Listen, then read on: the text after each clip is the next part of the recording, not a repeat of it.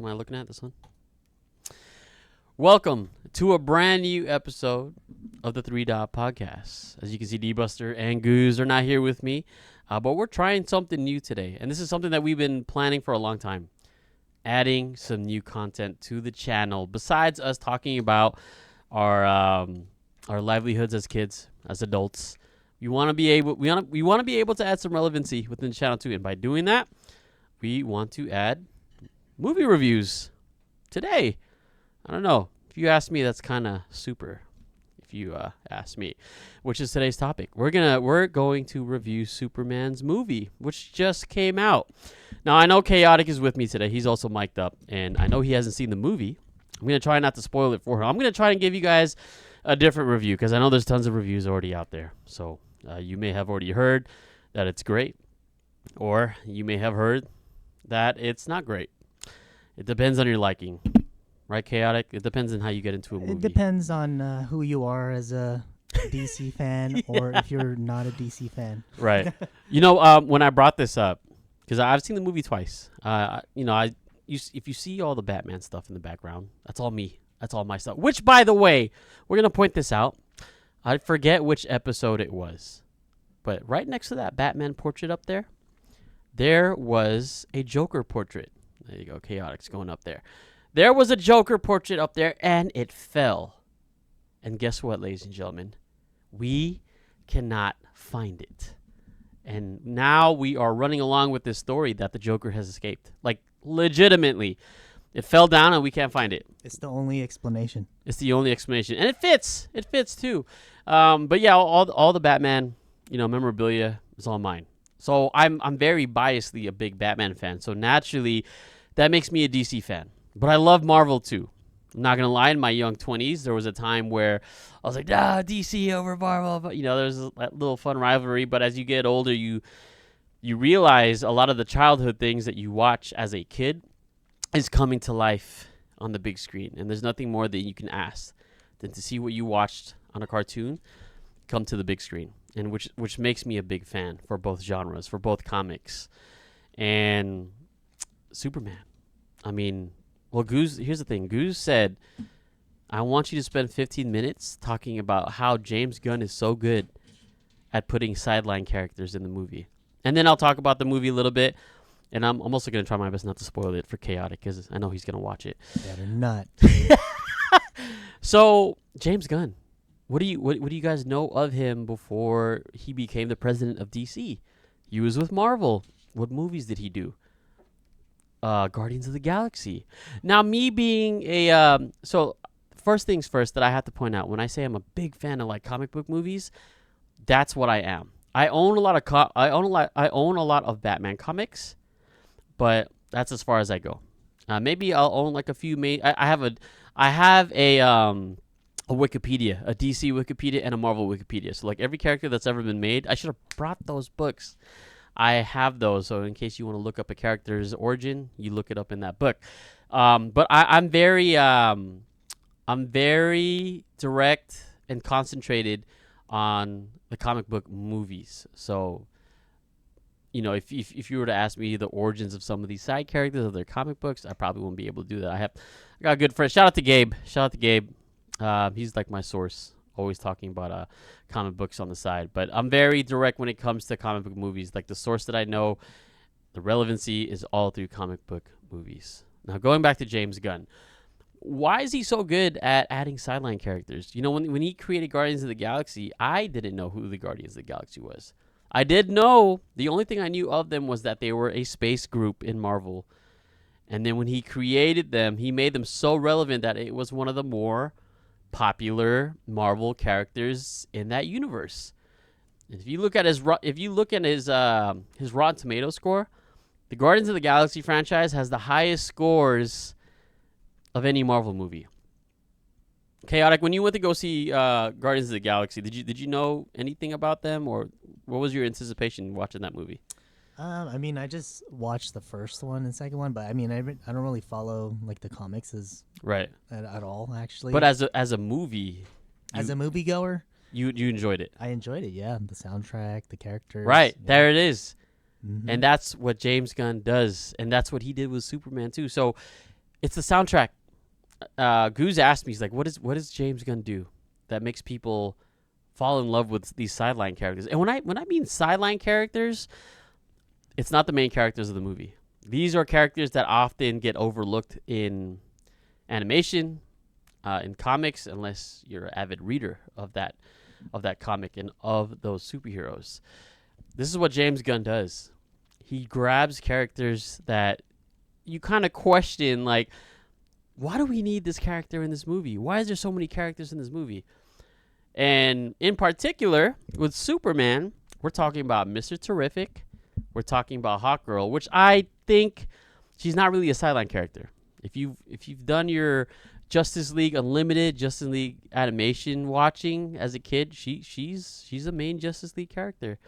We don't have to spend too much time on her. But shout out to Isabel Merced, great performance. So Mr. Terrific, Metamorpho, and then Guy Gardner. We're gonna talk about these characters, and then I will talk a little bit about how great this movie was. So I think first things first. I think everybody's favorite character in the movie is Mr. Terrific, and Mr. Terrific, by the DC lore, is one of the smartest men in the DC universe. He also uses nanotechnology. You see that in the movie. His scenes, he steals every scene he's in, which, by the way, is played. The actor that plays him is Eddie Gathegi. Did I pronounce that right? I have the cast up just in case. Eddie Gathegi. If you watched Twilight, he was the African American vampire. There was only one African American vampire in that franchise. That's Eddie. If you want to go even more back or even more forward, X-Men First Class. He was the hero that died within the first 15 minutes of the movie. I forget what character he played. I think it was like Darwin. I think, whatever. The guy who can turn into a certain element. He died within the first 15 minutes. And I kid you not, every Marvel fan that you can talk to, every X-Men fan was like, they didn't do him justice. They were like, that character deserved more. And guess what?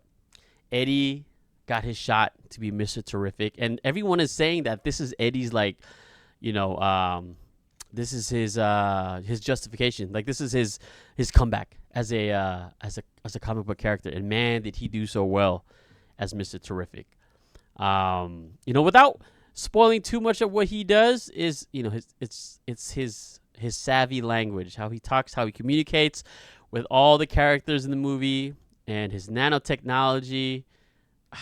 Yeah, and guys, I'm trying my best not to spoil it for Chaotic, but he's a great character. It's just the way it's the way his dialogue it comes and goes. It's very minimal, but he has his scenes, and when he talks, like, literally, the whole theater is listening to what he has to say. That's what made him a great character, and I think that's what James does is he gives, so each of these characters that I'm talking about, they have their own soundtrack. So I don't know if you guys remember in Guardians of the Galaxy when Star-Lord's Pops, the guy with the blue face, I forget his name, I'll look it up, but then he had a scene, right, where he had that arrow and he was like, he was whistling and it was killing everybody.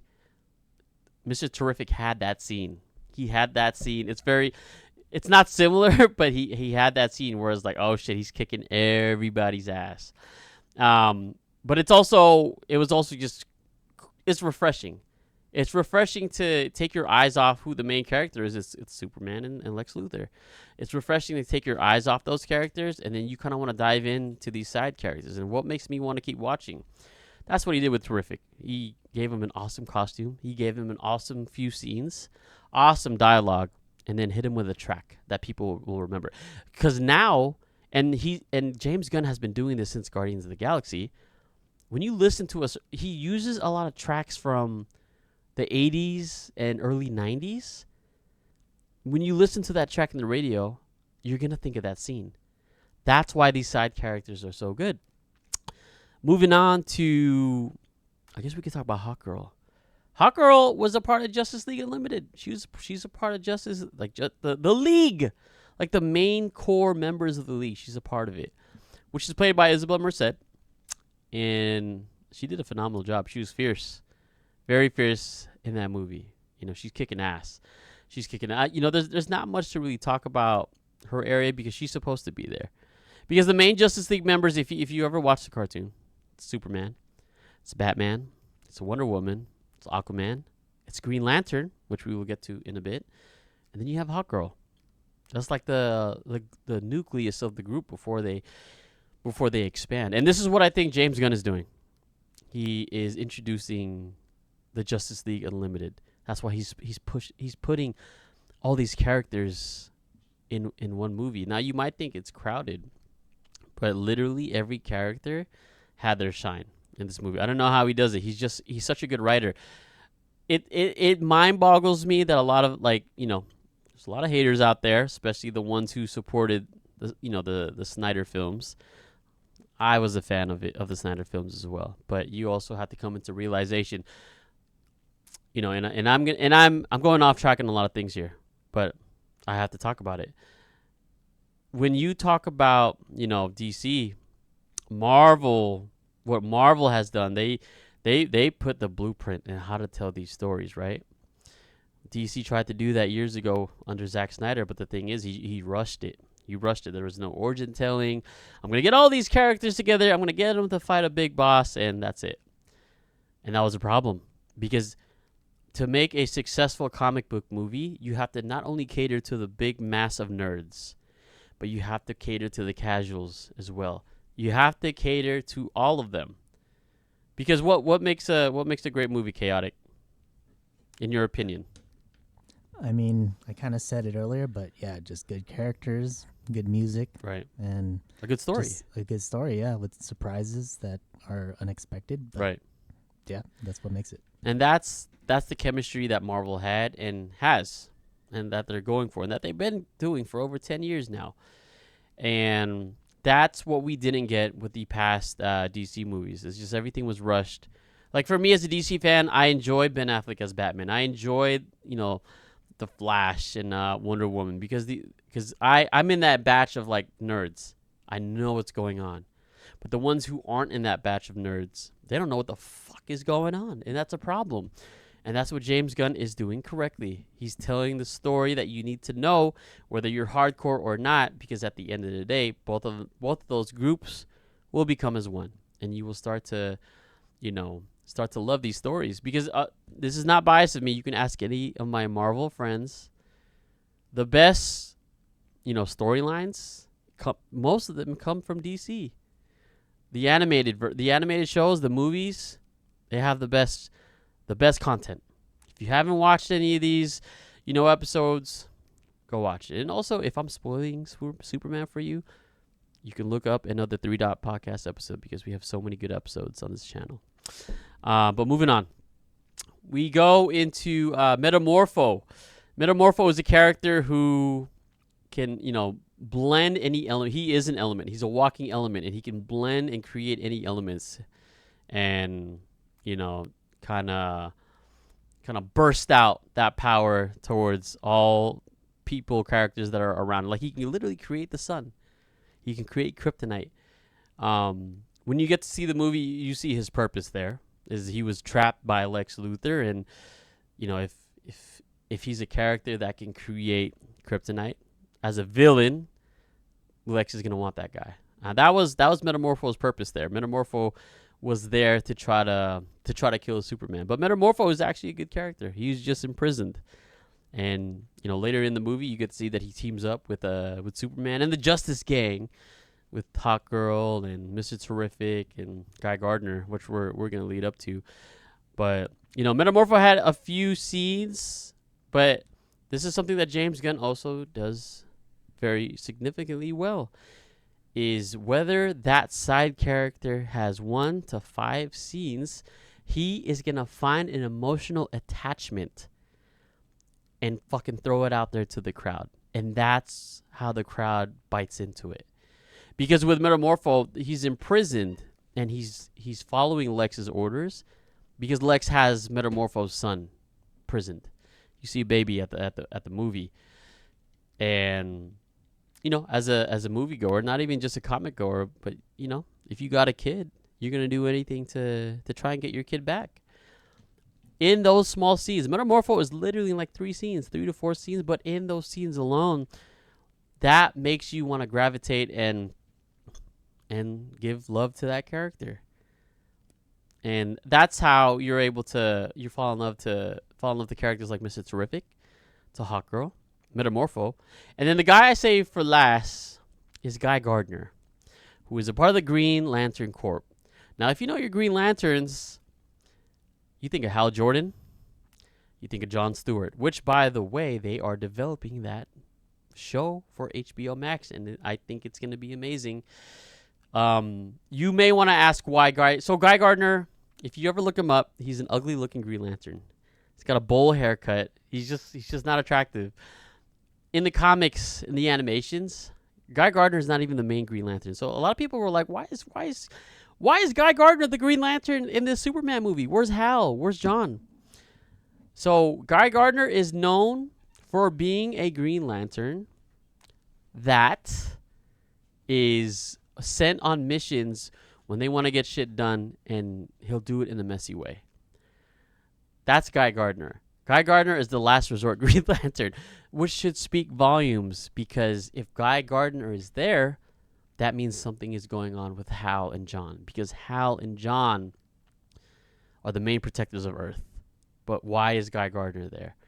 That adds to the mystery. Now, shout out to Nathan Fillion, because a lot of people were like, another thing too was that James Gunn is known for recasting his friends. There's a lot of characters from Guardians of the Galaxy in this movie. But that's what you do as a director. If you've worked with someone before and it's been successful, you're going to cast them again. And Nathan Fillion was good as Guy Gardner. He was so funny. He was great. And that's what Guy is too. Guy Gardner is a troll. Out of the Lanterns, he's the troll. So, and that's how people fall in love with that character.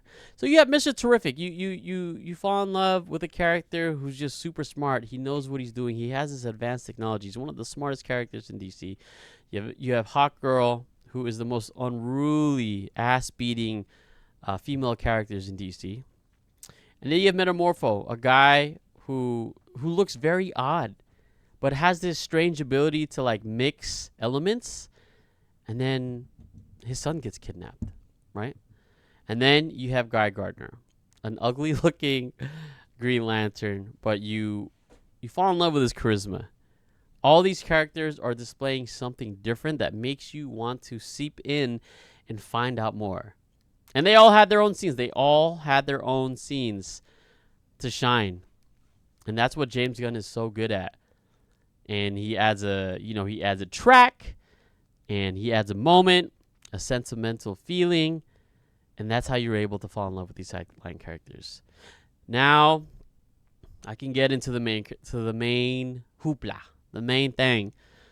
Superman, Lex Luthor, Lois Lane, who were all these characters, by the way. David Cornsweet, who played Superman, Rachel Brosnahan, who played Lois Lane, and Nicholas Hoult, who played Lex. A lot of people are saying that these actors have literally played peak versions of them, meaning it's definitive. And I have to agree with them. I have to agree. And it's funny because Nicholas Hoult actually tried out as Superman. He tried out as Superman. He didn't try out as Lex Luthor. He also tried out as Batman in Matt Reeves' The Batman. Obviously, he didn't get the Batman because Robert Pattinson got it.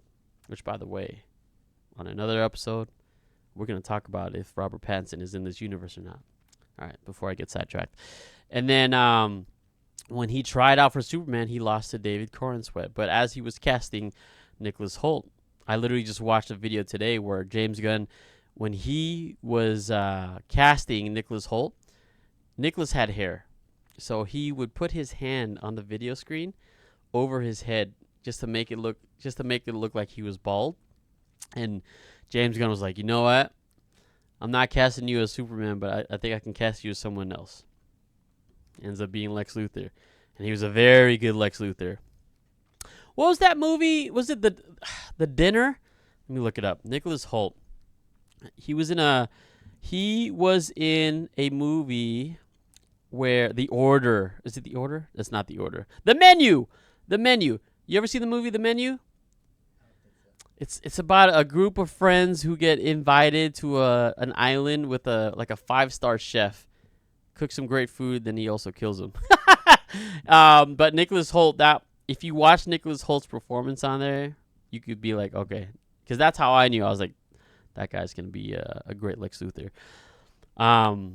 So the casting was great, but what about the action? What made Superman a great movie? It made it a great movie because what we have constantly seen with past Superman movies, specifically with Man of Steel. Shout out to Henry Cavill, because I thought Henry was great. But the thing was how they displayed that character was in such a gloomy, dark perspective. Like, he was always sad. He was always, nobody was like siding with him. Superman is supposed to be a beacon of hope, right? That's what everybody says. It's supposed to be a beacon of hope. And with this version of Superman with James Gunn, that, that saying, the beacon of hope, James Gunn like literally stuffs it through your throat through the entire movie. He does it with John Williams' classic track, but they modernized it. That track is always playing throughout the whole movie. And it's always playing, especially when, Superman is having like a great dialogue scene or a fight scene. And it caters to the folks who grew up with Christopher Reeve. And it caters to us who, watched the animated movies, the animated shows, and a little bit of Man of Steel with Cavill. It's bright. It's bright and it's colorful, but it's still DC. When people talk about Superman, they talk about how OP he is. A lot of people don't like his character because he's so strong. The guy has super, vision, like laser heat vision. He has super breath, super strength. He can lift like anything. And he's strong and he's fast and he can fly. What is his weakness? What is his weakness? And that's what the movie displayed is his weakness is he's human. And the way that he was raised by his parents is he's too kind. And that's his superpower. Like, I kid you not, anytime someone was about to get killed or a building was about to fall on them, he saved them. You know what else he saved in the movie? A squirrel. That's what I knew. I was like, okay, that's Superman. Like, literally a squirrel was running and it was something was about to topple over the squirrel. And he flies in and he saves the squirrel. That's what I do. I remember leaving my theater. You can just hear people who you can tell are avid Superman fans. They're like, "That's Superman. That's who he is." You didn't leave the theater feeling that you have to feel sorry for him or, other characters around here were like belittling him. And also, this is what I think, where Snyder went wrong. Was you didn't feel bad because of the havoc that he caused. Because in that movie, in Man of Steel and Batman v Superman under Zack Snyder, there's scenes where he's causing a lot of ruckus and he's not really doing a lot of saving. He's just doing a lot of bashing. In this movie with David Cornsweet under James Gunn's vision, he's literally kicking ass. And then he's saving somebody. Going back to kicking ass. Saving somebody. That is Superman.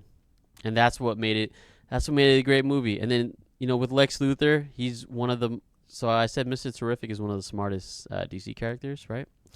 Apparently he's like top 3. The ones above him, it's Batman. Apparently. It's non-biased. That's what it says. And Lex Luthor.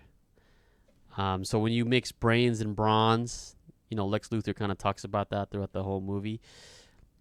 You start to respect that. You start to respect this super smart, super rich guy obsessed with a character who, who has everything in terms of strength, speed, has everything that an average human would want. Nicholas Holt does a fantastic job at just selling that evil and selling that jealousy, right? And that's what makes... in my opinion, the movie great. You have to hate the villain and you have to love the main character. And David Cornsweet sold that love. You can feel it with his love with Lois Lane. I didn't get to touch up on Rachel, but she did a fantastic job as Lois Lane. The thing is, when they casted these characters, James said that Superman and Lois Lane has to have the best chemistry, and that's how he based the casting. He based it off of David and Rachel's line reading, and he said both of them had the best chemistry, and you see it in the movie. Same chemistry with Lex and Superman. Same thing with the entire cast, man. You want good storytelling, and I feel like we've been spoiled for so long. And a lot has to be from Marvel because Marvel's success, but now Marvel, is kind of rebuilding their path as well. They have to get back to base in storytelling because now it's a lot of just, let's make movies about these characters. And look, here's a cameo. We got so spoiled of like cameos and what is this movie going to lead up to next? Which, by the way, Superman has 2 post-credit scenes, which it's just for, shits and giggles. But the real cameo is before the movie ends when you see his cousin come to the end, Supergirl. She shows up at the end. Sorry, Chaotic. But actually, Chaotic and I are going to Comic-Con next week. We're going to Comic-Con next week. We're going to nerd out. Hopefully put some content for you guys.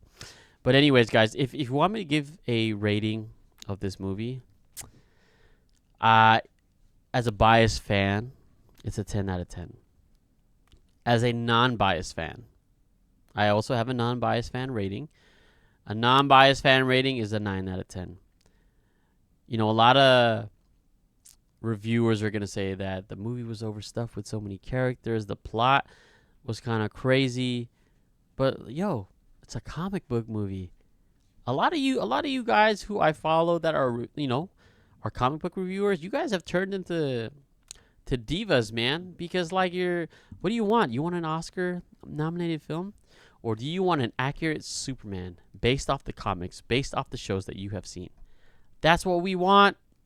That's what we want. That's what I want.